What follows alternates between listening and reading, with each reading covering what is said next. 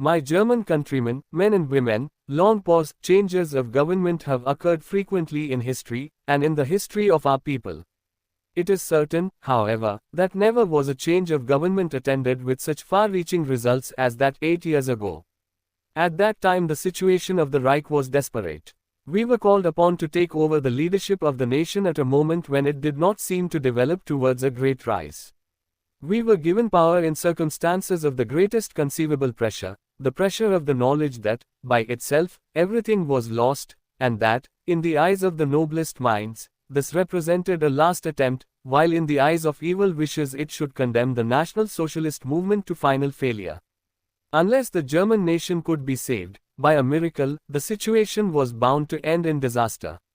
For during a period of 15 years, events had moved downwards without respite.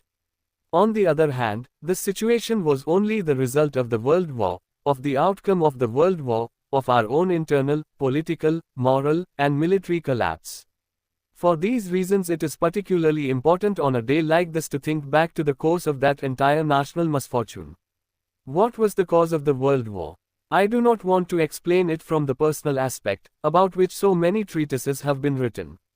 Ordered by the present President Roosevelt, American scholars have investigated the cause of the World War and made sure that there could be no German guilt. In moments of so great importance in contemporary history, individuals can play a significant part only if they enter the scene as really outstanding personalities. This was not then the case. Neither on the German nor on the other side were their personalities cast in an unusual mold. The cause, therefore, could not be due to the failure or to the will of individuals. The reasons went deeper. The German form of government, certainly, could not have been the cause of that war, for Germany was a democracy already, and what a democracy! Strictly copied from the Western countries, it was compromised between monarchy and parliamentary leadership. On account of its form of government then, the state could certainly not be the cause of the war waged by the democracies against the Reich as it was then. Germany, considered as a political factor in the world, was much more of a cause, for after centuries of disruption and ensuing weakness, the German tribes and states had at last combined into a new state which naturally introduced a new element into the so-called balance of power, an element which was regarded as an alien body by others. Even more potent, perhaps, was dislike of the Reich as an economic factor. After Germany had tried for centuries to remedy her economic distress by letting people gradually starve or forcing them to emigrate, the increasing consolidation of the political power of the Reich gave rise to a development of economic power. Germany began to export commodities rather than men, thereby securing the necessary markets in the world, a process, natural and just from our point of view, but others regarded it as encroachment into their most sacred domains. Here we come to the state which regarded this encroachment as intolerable: England. 300 years earlier England had gradually built her empire, not perhaps through the free will or the unanimous demonstrations of those affected, but for 300 years this world empire was welded together solely by force. War followed war. One nation after another was robbed of its freedom, one state after another was shattered so that the structure which calls itself the British Empire might arise. Democracy was nothing but a mask covering subjugation and the oppression of nations and individuals. This state cannot allow its members to vote if today, after they have been worked upon for centuries, they should freely choose to be members of this Commonwealth. On the contrary, Egyptian nationalists, Indian nationalists in their thousands are filling the prisons. Concentration camps were not invented in Germany, it is the English who were the ingenious inventors of this idea. By these means they contrived to break the backbone of other nations, to remove their resistance, to wear them down, and make them prepared at last to submit to this British yoke of democracy. In this process, a formidable weapon was that of lying, that is, of propaganda. A proverb says that if the Englishman speaks of God he means cotton. And so it is today. Considering how pious and religious are the outward gestures of men who deliberately, and with a cold heart, drive nation after nation into a struggle serving only their material interests, one is compelled to state that rarely has human hypocrisy reached such a pitch as that of the English today. At any rate, at the end of the blood-stained path of British history over 3 centuries stands the fact that 46 million Englishmen in the mother country are ruling about a quarter of the globe. This means that there are 46 million men for about 40 million square kilometers. It is important, my countrymen, to shout this to the world again and again, for they are brazen democratic liars who assert that the so-called authoritarian states are out to conquer the world, while in fact, the conquerors of the world are our old enemies. The British World Empire has left behind an icy stream of blood and tears in the path of its creation. It rules today, undoubtedly, a tremendous section of the globe. But this world government is affected not by the power of an idea, but essentially by force, and where force does not suffice, by the power of capitalist or economic interests. Bearing in mind the history of the British Empire, we can understand the process itself only as a result of the complete absence of the European continent as an entity in face of this development, particularly by the absence of the German Reich. For 300 years, Germany was practically non-existent. While the British talked of God without losing sight of their economic interests, the German nation, overstrained to the limit, raised religious problems to such importance that bloody wars, lasting for centuries, ensued. This was one of the conditions which made the formation of the British Empire possible, for in the same measure with which the German nation spent its strength internally, it was eliminated as a power internationally, and in the same measure England could, undisturbed, build her empire through robbery. Not only was Germany practically eliminated from competition on this globe during those 3 centuries, the same holds for Italy, where there were similar phenomena as in Germany, but of a political and dynastic rather than a religious nature. For other reasons again, another great nation in East Asia was eliminated, which also for nearly 4 centuries had gradually withdrawn from the rest of the world, and ceasing to regard its own living space as vital plunged into voluntary solitude. In this way a system arose, particularly in Europe, which England called the balance of power, which means, in fact, disorganization of the European continent in favor of the British Isles.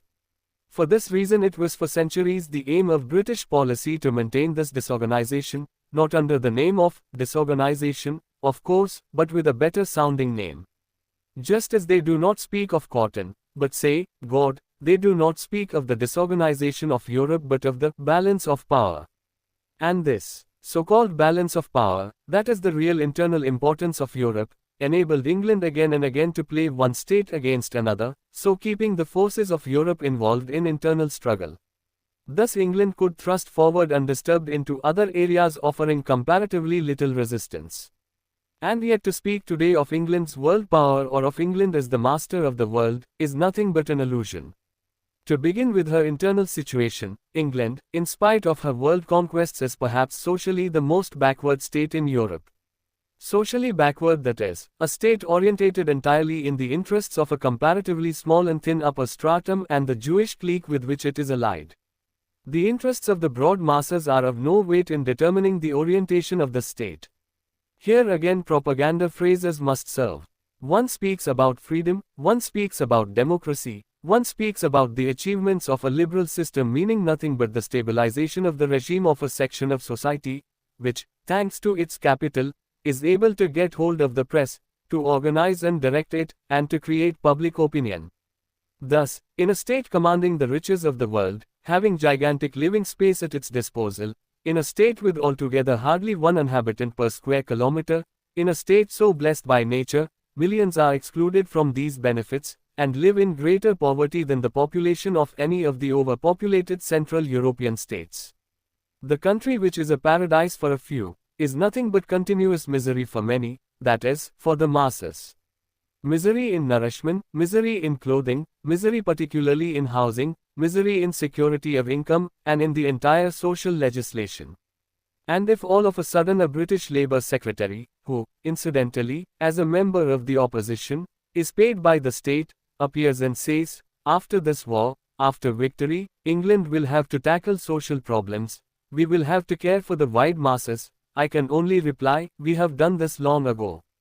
It is only interesting to us as a confirmation of our thesis that England in reality is socially the most backward country in the world. Thus, considered internally, this gigantic external wealth is really barren as far as the masses as distinct from the few are concerned. But even externally this world domination is only a figment. New centers have been given to the world. Gigantic states have arisen which can be neither attacked nor even threatened by Great Britain. The whole British idea of world domination was based on getting others to proceed against the continent. But outside this European continent or far beyond it, great states have come into existence which are completely unassailable by England. British diplomacy may only attempt to maintain its position there by clever manipulations and by trying to bring other forces into play, which means that it must now attempt to raise the so-called balance of power in Europe to a balance of power in the world. In other words, it has to play great powers against each other in order to maintain at least a semblance of a world power.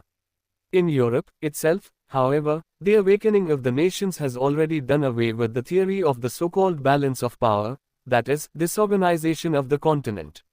The national development of Germany and the creation of the new German Empire pierced into this disorganized European continent, and to the south of us, Italy did the same.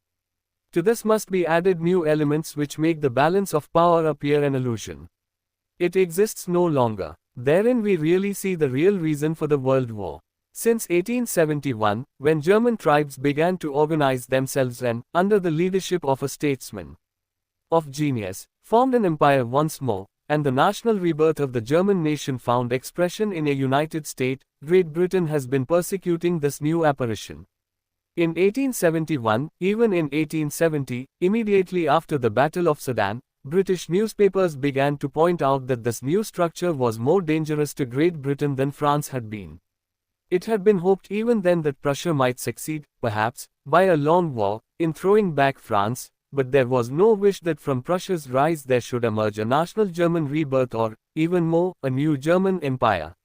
Thus began the period from 1871 to 1914, in which Great Britain continually plotted for a war against Germany, in which she was hostile and aggressive to Germany at every opportunity, until finally the World War broke out, the work of quite a small group of international, unscrupulous rogues. And Great Britain received foreign help for this World War, which, again, she was only able to wage with foreign help. It is interesting to visualize the development of the British policy of world domination during the last 400 years. First, there was Spain, with Dutch help, then the fight against the Dutch, with the help of other European states, France amongst them, then, finally, was against France, with the help of Europe and that part of the world at Great Britain's disposal. The World War which shook Europe from 1914 to 1918 was exclusively the longed-for result of British statesmanship. Although the whole world had at that time been mobilized against Germany, Germany was actually not defeated. We may safely state this today. I should not like to be a critic of the past if I had not improved upon it.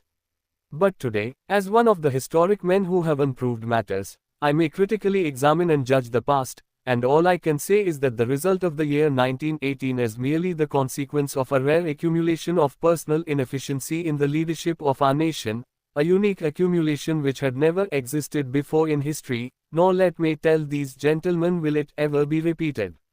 In spite of all this country and the German soldier for 4 years withstood the attack of a hostile world, and the German nation still believed in the honor of the remaining democratic world and its statesmen. This credulity of the German nation, which was at the time regretted by many, received a terrible reward.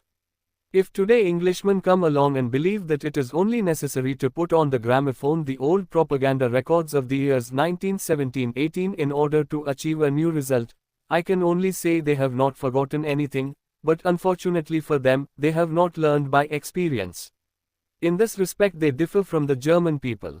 The German nation has learned since then, nor has it forgotten anything. We do not wish to be mean. Many times there have been broken pledges in the past. But what happened in the years following 1918 was not one broken pledge, broken pledges were mass-produced. Not a single pledge has been fulfilled. Never before has a great nation been deceived as the German nation was then deceived. It had received so many assurances, this credulous nation had been promised so much, and what did they do to our nation? It was plundered, it was exploited. A foreign statesman, an American, was employed to make the German people even more credulous. Perhaps this was really the reason why the German people were duped by this maneuver. But in this respect, too, they are immune against any similar attempts. The German people had opportunities, year after year, to ponder the sincerity of democratic promises and assurances and the honesty of democratic statesmen, to make comparison and to test them against their own experiences. It was in this period that the National Socialist movement originated. If they now say, but why did they pounce on a new ideology? My answer is, because the old one failed miserably. Not only in the interior heavens. Democracy was a pitiful thing with us. When 40 or 50 odd parties compete with their gigantic philosophical interests, ranging from that of property down to the level of cyclists' clubs, estate owners and so on, that in itself is a very bad sight, but quite apart from that, if we only had been rewarded externally for this miserable internal democratic distortion of our lives, we could at least say, well, that stuff has certainly failed at home, but at least you received decent treatment outside. At home the whole thing was, of course, nothing but a joke, but foreign countries took you seriously, or at least they pretended that they wanted to take you seriously. If they had kept some of their promises because you were willing to be good Democrats on the pattern of others. Oh, if at least this had been the case. But who was it they blackmailed? Who was it they sweated? Was it the National Socialist state? It was the German democracy. When I came home in 1918 and lived through the winter of 1918 and 1919, I realized, like many other people, that we could not expect regeneration from the existing political world in Germany, and so I began to search as did so many others, and this was how that conception originated which later conquered the German nation as National Socialism. I started from the one side. The German nation fell because it indulged in the luxury of spending its strength at home. This use of strength in the interior took away external strength according to an external law. The German nation had hoped to gain, in turn, the goodwill of others, but it met only the naked egotism of the cruelest and meanest vested interests, which began to loot everything there was to loot. One should not have expected anything else. But now the die was cast. One thing seemed obvious to me: any rise could not originate from outside. First, the German nation had to learn to understand its own political struggle, which enabled it to rally Germany's entire strength above all its idealistic strength. And this idealistic strength was at the time only to be found in two camps, in the socialist and in the nationalist camps. But these were the camps between which there was the most mortal feud and strife. These two camps had to be fused into a new unit. Today, my countrymen, when millions and millions are marching under the symbol of this unity, this appears to be obvious. But in the years 1918 and 1909, this seemed to be the product of a diseased imagination. At best, people pitied me. Perhaps, my countrymen, it was lucky that it was so. If people had taken me seriously at that time, they would probably have destroyed me, and the movement at that time was much too small to be able to survive such a destruction. But it was perhaps destiny willed by nature or by God, that they laughed at us, mocked us, and that a certain type of propaganda only ridiculed us and regarded us as a joke. Thus we succeeded, gradually, in forming the first germ, and the first nucleus of a new national community, an almost incredible historical phenomenon started by unknown people and willing followers among the masses of the people itself. There is only one other state in which this process may be regarded as having come to a successful conclusion: Italy, nowhere else in Europe. In many states we see, perhaps, a beginning, and in all the democracies they fully realize the importance of such a process, and believe that they can achieve similar results by swindle. They forget one thing: such a rebirth of a nation is really a miraculous event, an event which presupposes faith rather than so-called abstract and super clever knowledge. The fact that in the years 1918 to 1921 the simple belief of the broad masses slowly came to us, was the beginning of our movement. That made the little man from the factories and the mines, from the farms, from the offices, believe in his future, in the future of this idea and this movement, and in the victory which was yet to come. At that time our point of view was that if the German nation were not to repair its prestige in the world, that is to say, did not again become a powerful factor, Germany would shortly have 20 million people less. This was a matter of simple deduction. Year after year unemployment increased and caused the confusion of national conceptions and of economic plans. The constant change of governments prevented any wider vision. Projects could not even be made for 2 or 3 months ahead, because one could be sure that in 3 months the government would have changed. One would say, why should I clear up the mistakes made by others? Another would say, why should I make improvements only for someone else to benefit? There was no longer any reason to attempt any efficacious and real solution. But the state of affairs naturally increased national weakness, and the economic decline, and caused more unemployment. The burden became greater, the capacity to carry it less, and the end had to be a collapse, the result of which could not be foreseen. It was well to be believed that the kind and humane prophecy of the great Democrat Clemenceau that we had 20 million people too many would become the truth. Thus the program of unification of the German forces, of blind obedience to a goal was created to assure our right to live forever and ever. By so doing we chose a path between two extremes. The one of these extremes was holding our people. It was the liberal individualist extreme which made the individual not only the center of interest but also the center of all action. On the other hand, our people were tempted by the theory of universal humanity which alone was to guide the individual. Our ideals were between the two. We saw the people as a community of body and soul, formed and willed by Providence. We are put into this community and within it alone can we form our existence. We have consciously subordinated all considerations to this goal, have shaped all interests according to it, and all our actions. Thus the National Socialist world of thought arose which has overcome individualism, but not by cutting down individual capacities or individual initiative, only by asserting that the common interest is superior to individual liberty and the initiative of the individual.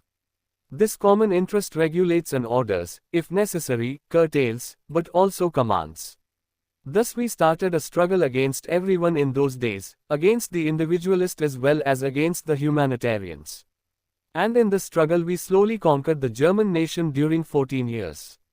The 1,000 members which this movement counted at the end of its first year of life, a number which was to increase steadily, these followers were but Germans who had come from other movements. Hundreds of thousands of SA and SS had been fighters in other organizations, whom we had all convinced and conquered by winning their inner allegiance. That was perhaps the greatest battle of souls in our history. I could not force anybody to go with me. To enter my organization they all had to be inwardly convinced, and this conviction caused them to make great sacrifices. This struggle was to be really fought out in the spirit by word, form and writing. Only when an ill-willed opponent said, "I cannot defeat you in the spirit, but I am stronger than you," only then did I, the former soldier, rightly answer violence with violence. Before I, apparently 1 or 2 words left out by Hitler, the fighting movement which fought by the spirit as long as the opponent kept to spiritual weapons. But I did not hesitate to appeal to violence when the other thought he would help the spirit by violence. Our opponents at that time were those who have always fought us inside as well as outside the country, a conglomeration of people who feel, think and act according to international ideas.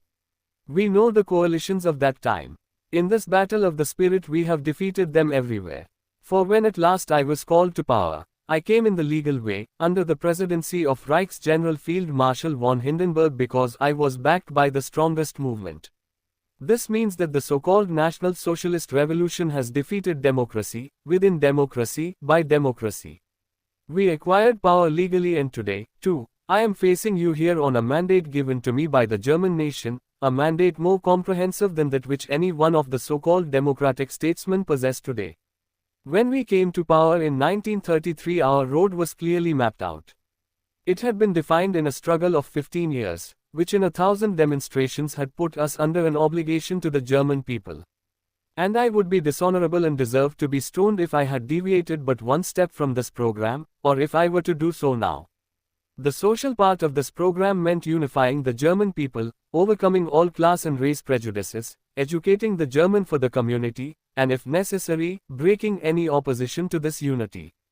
Economically, it meant building a national German economy which appreciated the importance of private initiative, but subordinated the entire economic life to the common interest. Believe me, here, too, no other aim is thinkable.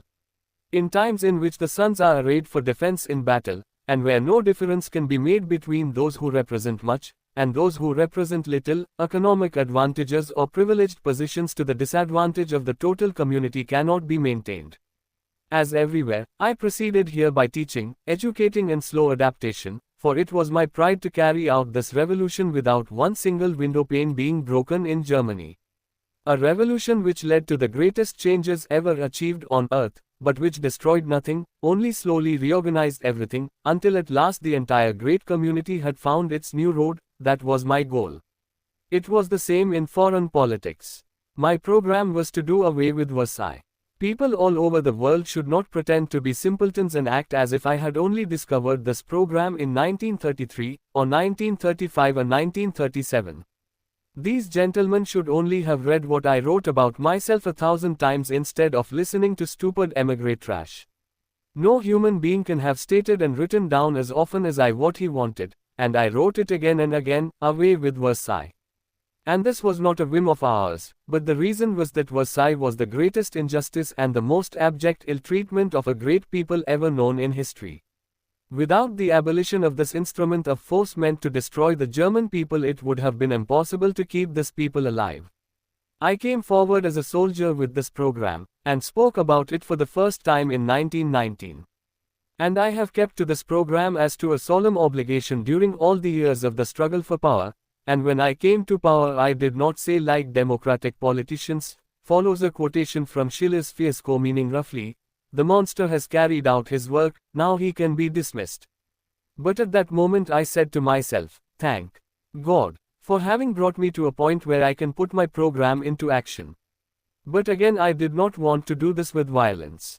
I talked as much as any human being can. My speeches in the Reichstag, which cannot be falsified by democratic statesmen, are evidence for history. What offers did I make them? How I begged them to be reasonable. I begged them to see reason and not to interfere with the existence of a great nation. I proved to them that they themselves would derive no benefit from it.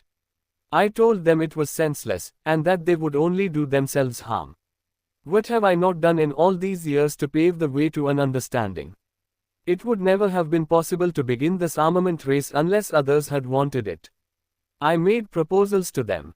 However, every proposal, coming as it did from me, was sufficient to cause excitement among a certain Jewish international capitalist clique, just as it used to happen formerly in Germany when every reasonable proposal was rejected only because it was made by National Socialists.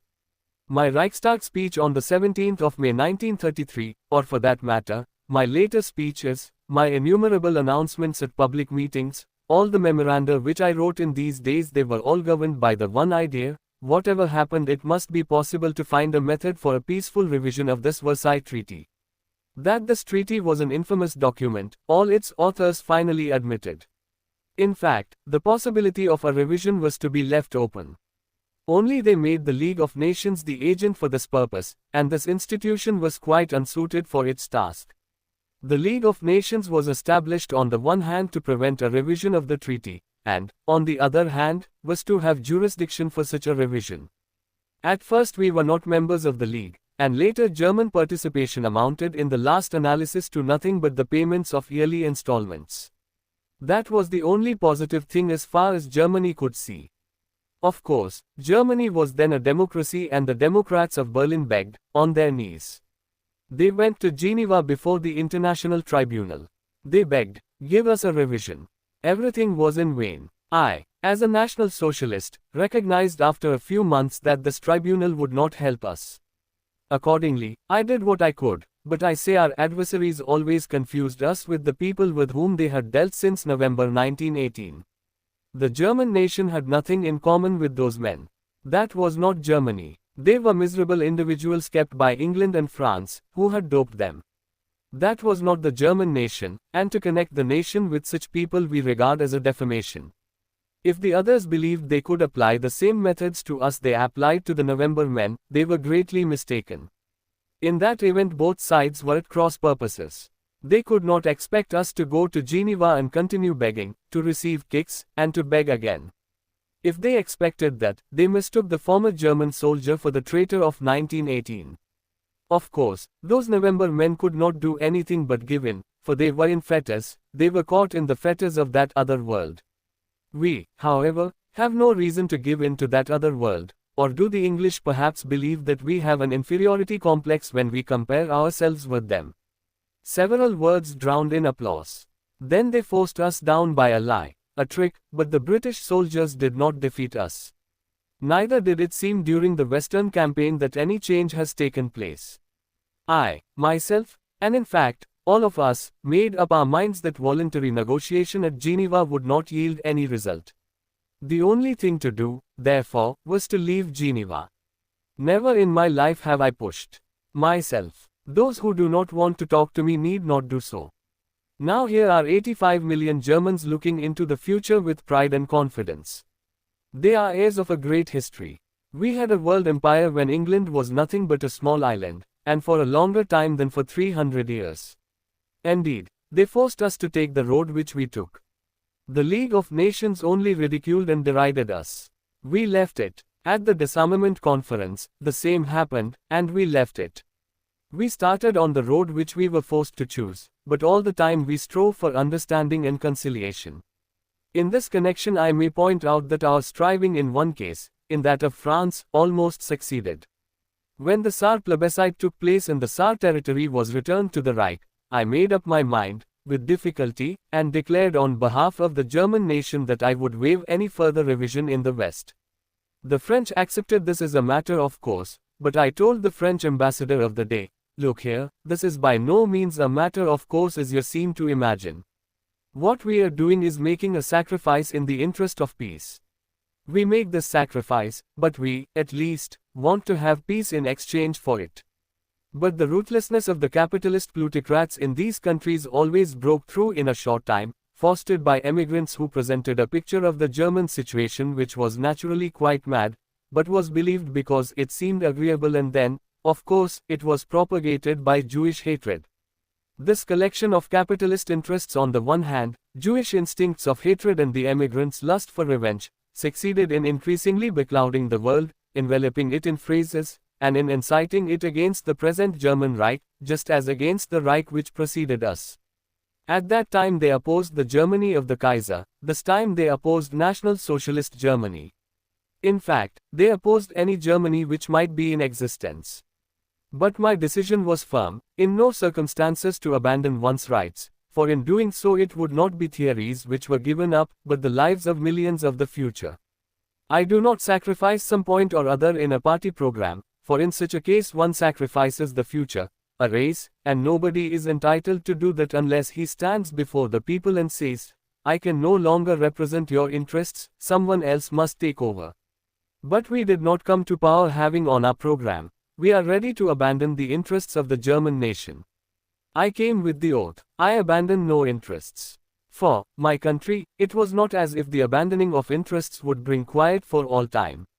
We saw that from the old German Reich, which began with abandoning the western provinces of the Reich, and went on, and every decade demanded further sacrifices, until finally Germany was broken in pieces. Then the century-long powerlessness came over the people. As against that, I am determined not to give way one step. Therefore when I saw that the old warmongers of the Great War were resuming their criminal activities in England, when Messrs. Churchill, Eden, Duff Cooper and Hobelisha and so on, and when Sittard, our great old friend, and then Chamberlain and Halifax, when these old men again began their warmongering, then it was clear to me that these people were not concerned with reaching a just understanding with Germany, but that they believed they could again break Germany down, cheaply, and the quicker the easier.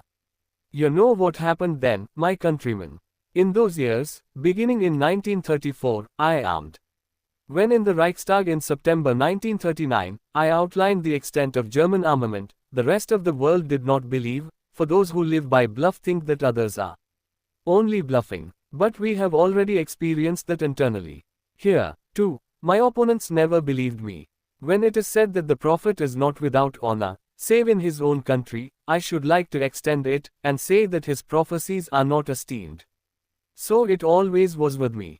And now it goes beyond our own country. We are having exactly the same experience as my National Socialist co-fighters had at home. Every one of our prophecies was laughed at, every statement was represented as ridiculous, every picture of the future described as a fantastic chimera. We were greeted only with mockery and laughter. Now I can only say to this world, but I have armed, and very much so. The German people know it today. But it does not know nearly all. But it is not at all necessary that everything should be told. What is decisive is that everything has been done. We have demanded nothing from the others. When France entered this war, she had absolutely no reason. It was merely the desire to fight against Germany again. They said, "We want the Rhineland. Naturally we now want to split up Germany. we want to tear away the Ostmark, we want to disintegrate Germany. They actually wallowed in fantasies of the destruction of our Reich, which were completely unreal in the 20th century, the century of the conception of nationality. It was simply childish. And England. I held out my hand, again and again. It was actually my program to reach an understanding with the English people. We had really no point of difference, absolutely none. There was a solitary point, the return of the German colonies, and on that I said, we will negotiate that some time, I do not fix any time. For England those colonies are useless. They cover 40 million square meters. What do they do with them? Absolutely nothing. That is only the avarice of old usurers, who possess something and will not give it up, perverted beings who see their neighbor has nothing to eat, while they themselves cannot use what they possess. The mere thought of giving away something makes them ill. Moreover, I have demanded nothing which belonged to the English. I have demanded only what they robbed and stole in the years 1918 and 1909. In fact, robbed and stole against the solemn assurance of the American president. We have not asked them for anything, not demanded anything. Again and again I offered my hand for negotiations. Ever more clearly it became apparent that it is German unification itself, this very state, which they hate irrespective of its aspect, no matter whether imperial or national socialist, whether democratic or authoritarian. Most of all they hate the social progress of the Reich, and here, clearly, external hatred has combined with the meanest internal egotism. For they say, never shall we be reconciled with this world, it is the world of awakening social conscience, end of sentence drowned in applause. As far as this goes, I can only tell the gentlemen on both shores of the Atlantic, in the present war that side will achieve victory in the end where the social conscience, several inaudible words.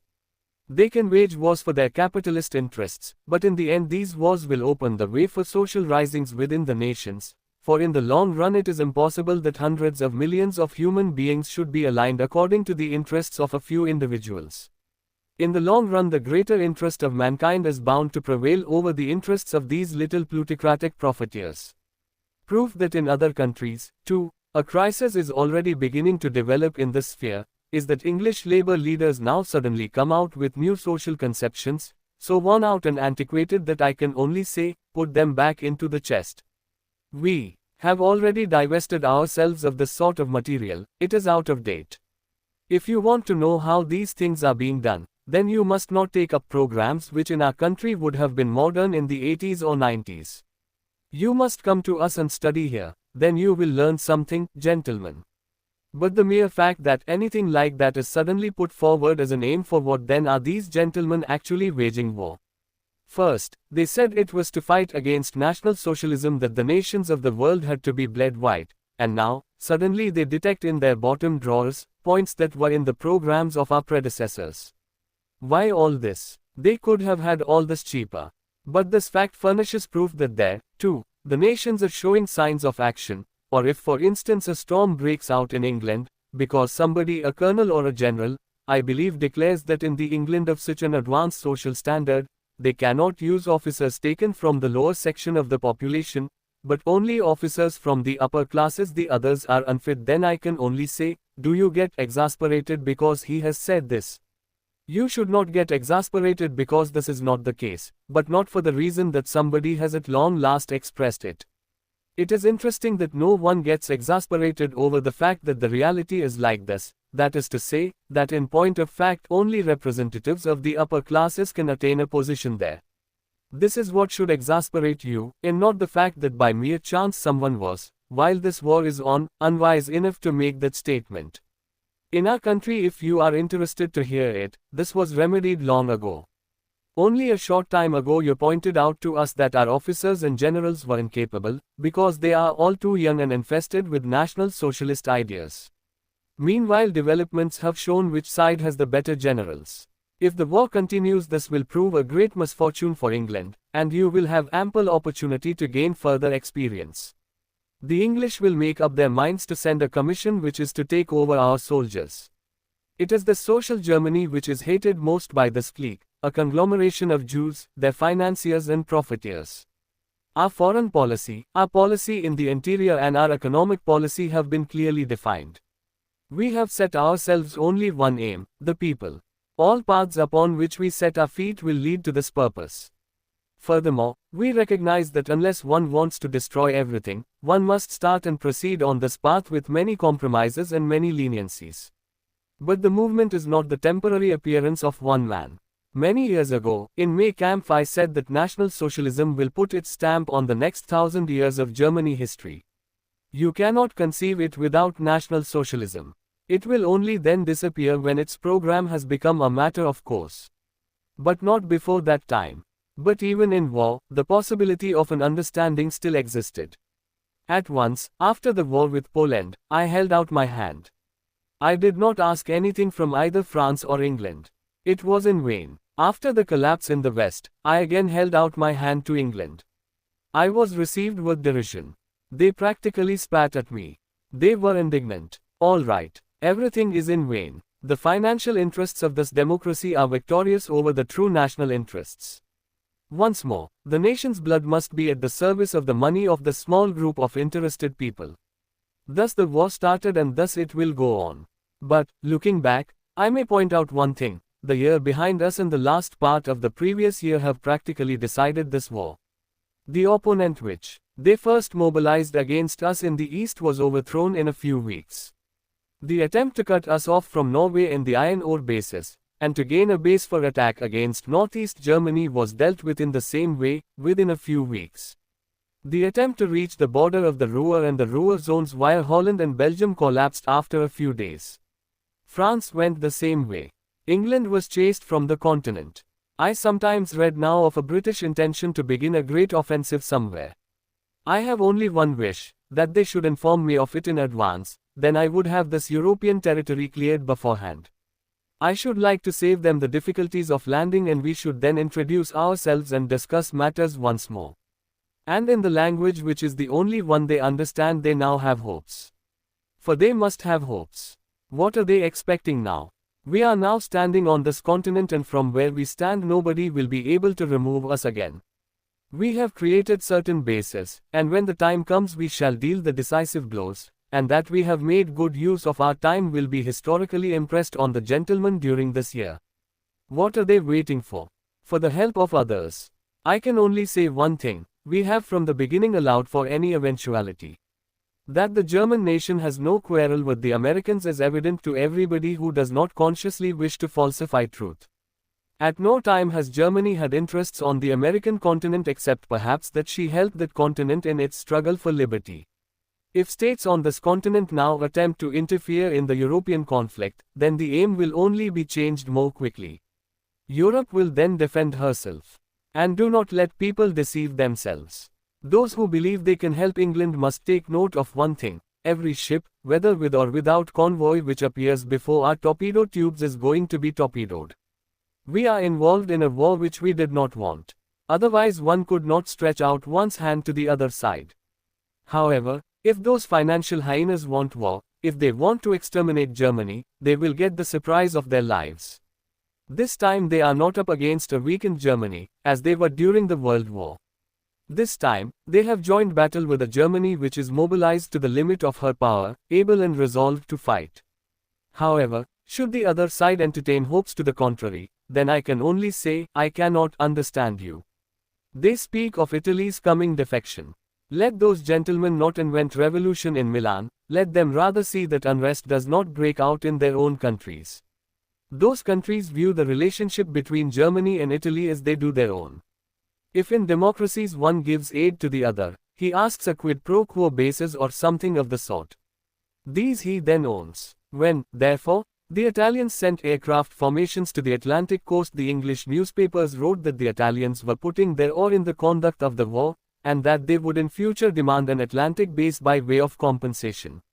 On the other hand, now that German aircraft formations are in Sicily, they say that presumably Germany will confiscate that island. These gentlemen can be quite certain that no German or Italian is moved by such fine stories.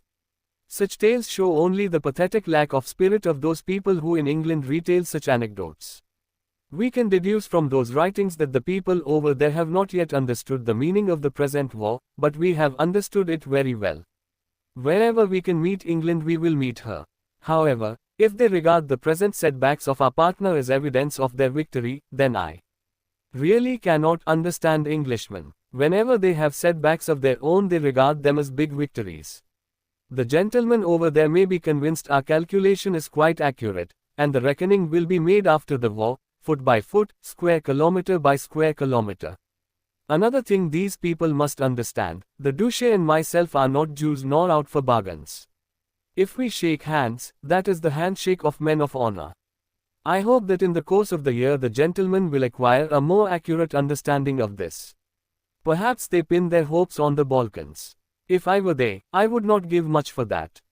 One thing is certain, whenever England puts in an appearance we shall attack her, and we are sufficiently strong to do so. Perhaps they pin their hopes on other countries which they can involve in this war. I don't know, but my party comrades, men and women, you have known me for so many years as a careful man with foresight. I can assure you that every possible contingency has been weighed and calculated.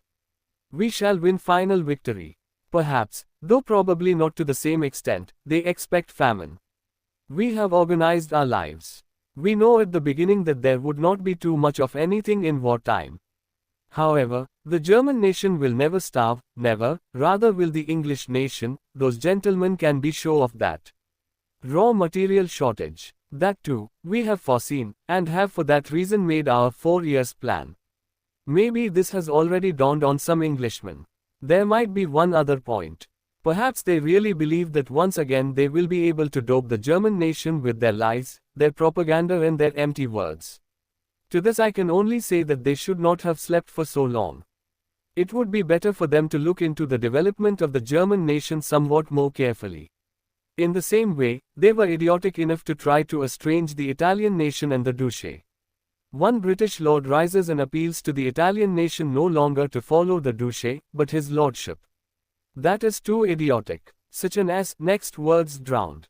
Then another lord rises and admonishes the German nation to follow his lordship, and to turn away from me. I can only tell these people, others in Germany have tried that game. Those people have no conception of the German nation, of the National Socialist state, of our community, the army of our marching masses, of our people. Those people have no conception of our propaganda. Perhaps, because they themselves were not quite convinced of the effectiveness of their ideas, which they borrowed from some people in Germany. However, these people are those who so miserably failed here, the emigrants who had to leave. Such are their advisers, and we can see it by the pamphlets. We know for certain that this one was written by this fellow, that one by that fellow. Just as idiotic as following drowned in the time of the system. Only at that time the stuff was labeled Vossische Zeitung and is now labeled Times or something, and those people imagine that these old stories, which were a failure in the Vossische Zeitung, will now be successful because they are published by the Times or the Daily Telegraph. A real softening of the brain has broken out in these democracies. They can rest assured, the German people will do everything necessary for its interest. It will follow its leadership. It knows that its leadership has no other goal. It knows that today the man at the head of the Reich is not one with a packet of shares in his pocket and with ulterior motives. This German people, I know it and I am proud of it, is pledged to me and will go with me through thick and thin. An ancient spirit has come to life again in this people, a spirit which was with us once before, a fanatic readiness to accept any burden. We will repay every blow with compound interest. The blow will only harden us, and whatever they mobilize against us, and if the world were full of devils, we will succeed all the same. Quote from Luther's hymn, "A mighty fortress is our God." But when they end up by saying, "But think of all the mistakes they made." God, who doesn't make mistakes? This morning I read that an Englishman, I don't know how, has calculated that I made 7 mistakes last year. The man is mistaken. I have checked it. I did not make 7 mistakes but 724. But I continued to calculate and found that my opponents had made 4,385,000. That is right. I have checked it carefully. We will manage to get on in spite of our mistakes. We will make as many mistakes this year as last year, and if I make as many mistakes as in 1940, then I must thank God on my knees at the end of the year for letting me make only 7 mistakes. And if the enemies do as many clever things as last year, I shall be satisfied. We go into the new year with a fighting force armed as never before in our German history. The number of our divisions on land has been enormously increased. Pay has been increased, the gigantic unique experience of war among the leaders and the file has been put to use. The equipment has been improved, our enemies will see how it has been improved, applause and commotion. In the spring our U-boat war will begin at sea, and they will notice that we have not been sleeping, shouts and cheers. And the Air Force will play its part and the entire armed forces will force the decision by hook or by crook. Our production has increased enormously in all spheres. What others are planning we have achieved. The German people follows its leadership with determination, confident in its armed forces and ready to bear what fate demands. The year 1941 will be, I am convinced, the historical year of a great European new order. The program could not be anything else than the opening up of the world for all, the breaking down of individual privileges, the breaking of the tyranny of certain peoples, and better still, of their financial autocrats. Finally, this year will help to assure the basis for understanding between the peoples, and thereby, for their reconciliation. I do not want to miss pointing out what I pointed out on 3rd of September, 1940, in the German Reichstag, that if Jewry were to plunge the world into war, the role of Jewry would be finished in Europe. They may laugh about it today, as they laughed before about my prophecies. The coming months and years will prove that I prophesied rightly in this case too. But we can see already how our racial peoples which are today still hostile to us will one day recognize the greater inner enemy, and that they too will then enter with us into a great common front. The front of Aryan mankind against Jewish international exploitation and destruction of nations. The year which lies behind us has been a year of great successes, but also, it is true, one of many sacrifices. Even if the total number of dead and wounded is small in comparison with former wars, the sacrifices for each individual family concerned weigh heavy. Our whole sympathy, our love and care belongs to those who had to make these sacrifices. They have suffered what generations before us also had to suffer. Each individual German had to make other sacrifices. The nation worked in all spheres. German women worked to replace men. It is a wonderful idea of community which dominates our people. That this ideal, that our whole strength should be preserved in the coming year, this should be our wish today. That we will work for this community, let that be our vow. That we conquer. In devotion to this community, that is our faith, one in which we are confident, and that the Lord should not abandon us in this struggle of the coming year, let that be our prayer. Deutschland, Sieg Heil.